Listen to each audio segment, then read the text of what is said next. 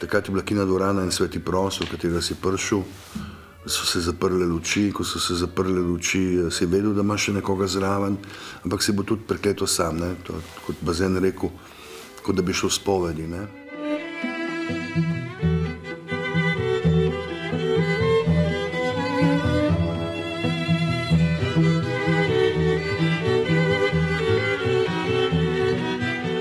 Mi smo se prvič navdušili za te stvari pri enem učitelju, ki je bil učitelj likovnega pouka. On je prišel z enim velikim diaskopom, ne imel noter posnetke ene cerkve, ki ni daleč tukaj, ki je ena zelo lepa taka kapela, kapela delle Skroveni v Padovi, kjer je en velik poznogotski slikar, tisti malo pred renesanso, opremil to cerkev, v bistvu z slikami iz Kristusovega trpljenja, ko se reče pasiona, tako po zgodbicah, tako kot strip, ne, narejen, ne?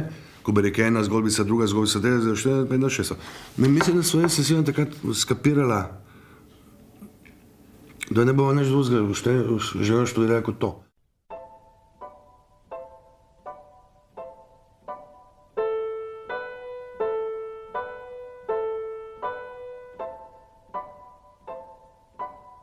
Mi smo bili zelo dobri učenci, dijaki in študentje.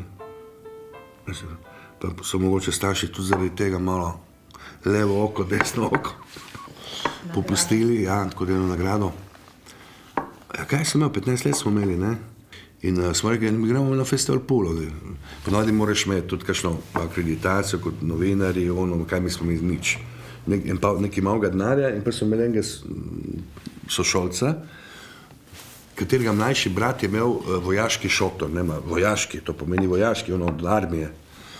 In mi gremo noter, smo skakali v areno, ker smo malo šparali šolde. Oni varnostniki so bili nič nežni.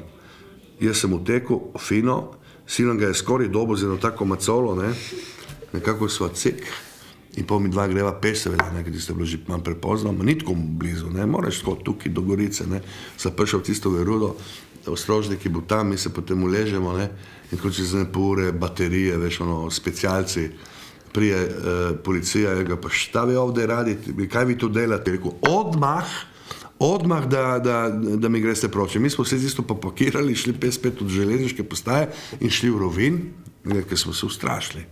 Evo, to je prvi spomin na festival jugoslovanskega filma v Puli.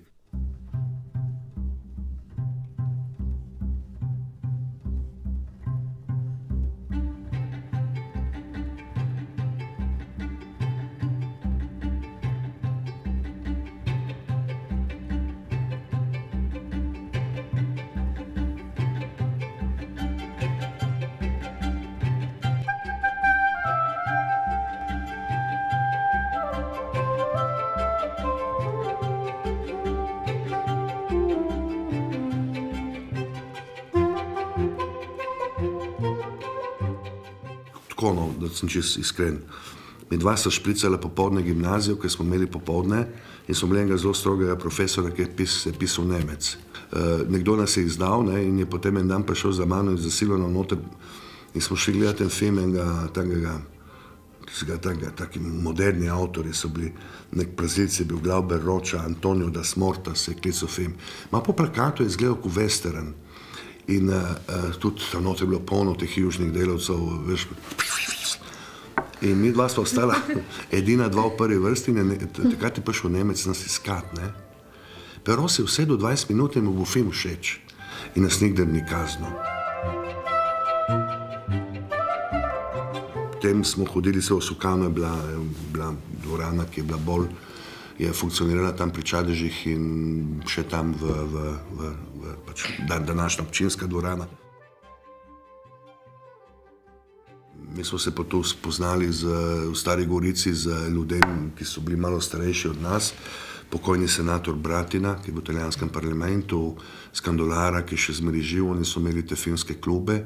Se oni so tudi prišli k nam kaj gledati. Oni so k nam prišli gledati stvari, ki so bile pri nas tako malo bolj erotične, ker so jih Italijani takoj prepovedali.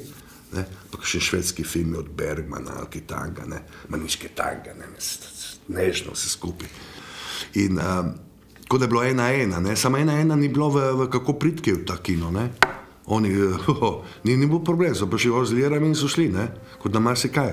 Kako bi, jaz sem silan odšla v ta kino, tem je bil problem. In silan je imel, mama mu je bila iz Rupe, je tam imel teto, in pole, na Sokaj smo šli švercati, smo imeli kolesa in smo švercali meso. Pa smo šli do tete v Rupo, je dala na 2000 za kino in potem smo mi šli pri kino. Era così. Tako je to bilo. Do leta 1972 veliko stvari smo vedeli, ti ljudje so nam veliko pomagali, smo tako zelo dobro znali tudi italijansko, smo se kupovali prve knjige, nas je to zanimalo. Da smo prišli v Ljubljani, smo bili orang pripravljeni, mislim tako za razliko od ljudi iz notranjosti, ki pač v tistih letih niso imeli dostopa do teh stvari. O tem, ker smo jaz, Furlan in še par ljudi sanjalo, da bi preko torej take vzgoje, pa moče gospa Borčičeva tudi, ne, no, se nismo bili edini, da bi prepričali torej šolske oblasti, torej ministrstvo za šolstvo, zavod za šolstvo, da bi morala biti ta medijska vzgoja, ne bom zdaj rekel samo filmska, ker tukaj gre še za druge stvari, ne, film je bil ena največjih torej v bistvu teh slikovnih umetnosti 20. stoletja in najbolj prijoma, tu gre še za fotografijo, tu gre za video, tu gre za vse te stvari, da bi to moralo priti v šolske programe, da bi se mladi ljudje temu privajali, ne, v dveh smerih, tako kot je bilo tukaj, da bi se učili to delati in da bi se učili to spoznavati v smislu zakonitosti, pač medijskega jezika in vsega. To je bila naša v bistvu želja takrat.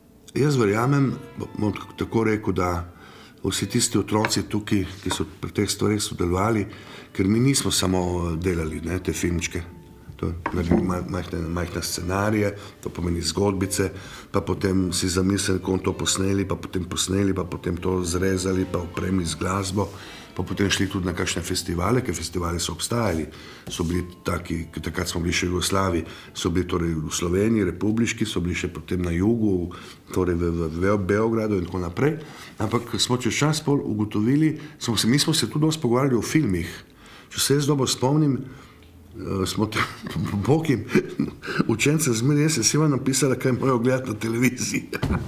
Ampak ne samo na slovenski televiziji, ampak takrat smo vsi govorili italijansko, ne vem, zdaj verjetno zelo malo govoriti italijansko, nažalost, kaj morajo gledati, ne, in mislim, da bi kar zaključil s tem, da so se ti otroci, kasneje dijaki, kasneje ljudje, pač danes morajo imeti čez 40 let, jaz globoko verjamem, da niso nikdar ostali zelo enostavni gledalci. Do vsaj toj priliko in to srečo v življenju imeli, da so postali zelo fini gledalci, zelo dovzetni gledalci, da so znali ločiti. Saj tudi filme moraš gledati malo z užitka, naprej tudi kakšen film, ki ga moraš pogledati malo drugače. Film se klicuje El Espiritu della Colomena, to pomeni duh panja v slovenščini. In zelo lep film enega zelo čudnega španskega režiserja, čudnega v tem smislu, ker se mu nikamor v življenju ne mudi in naredi na vsakih 10-15 let en film. O nečem, kar je zelo kino, kar je zelo stvar kina. V zadju je ena zgodba ene republikanske familije, ki pobegne v neko osamljeno vas tam in dveh punčk. In pol starejša reče, to je tako, to so